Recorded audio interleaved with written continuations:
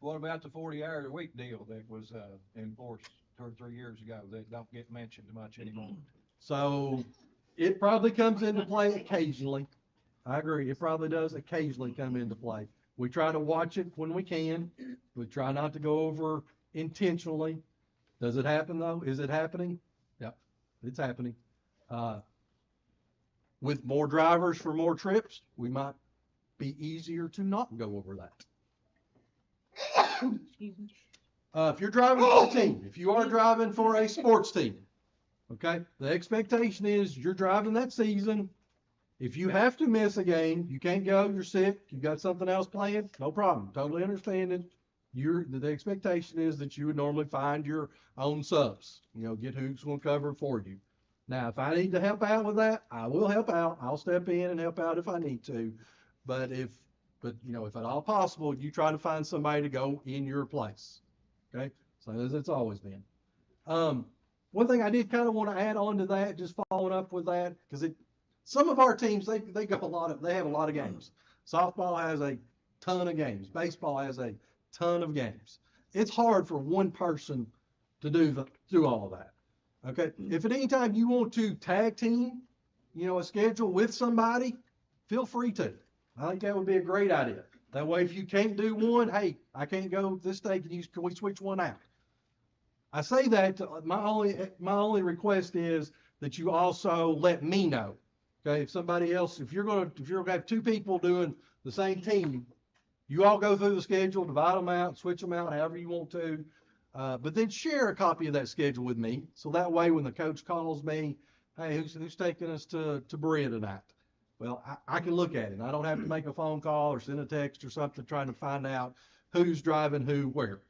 Okay, so if you are switching something out like that, that's totally fine to do. I want you to do that. It makes it easier on you. That's fine. But just kind of communicate with me so I know who is going where. I keep up with every single trip. I've got a spreadsheet that I plug everything into, and when I'm leaving the office at the end of the day, I try to look at it and say, okay, who we got out tonight? Who's going where tonight?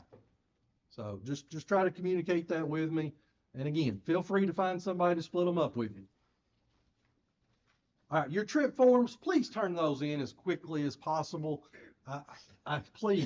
Please turn those in as quickly as possible. If you want to get paid the next month, you need to get those in. When I'm asking you for our paperwork, and I'm saying by the second of the month or the last day of the month, make sure that you've also got your trips in at that same time too, because the schools have to work those up.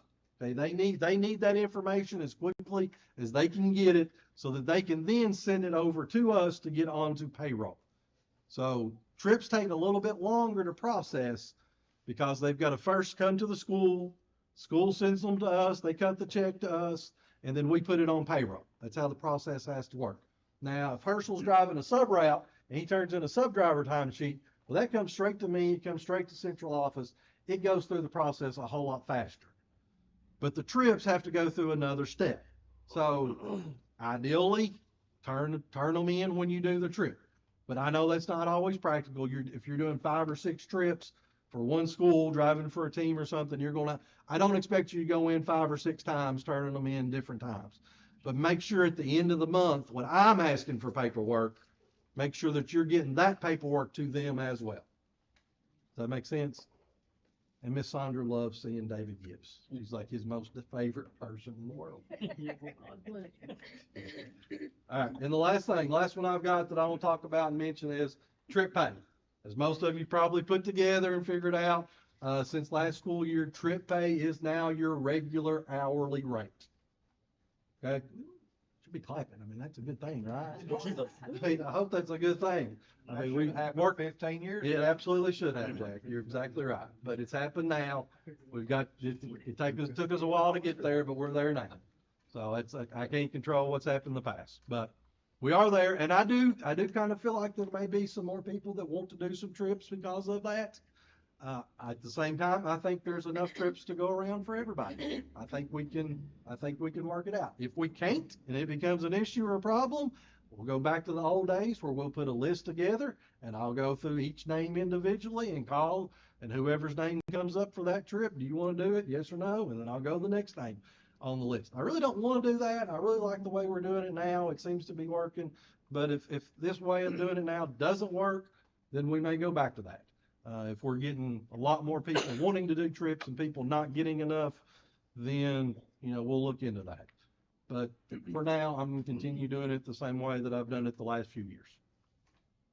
All right, that's it. That's all I've got. Any questions? Comments?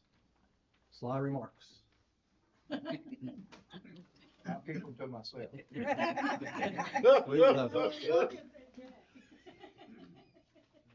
Okay, let's take about 5 more minutes. If you want to go use the bathroom, get you something to drink or something, and then we'll get back together and we'll about get 12:32. Let's say maybe by 12:40. Let's try to get started back by 12:40. Yep. I know it, don't we?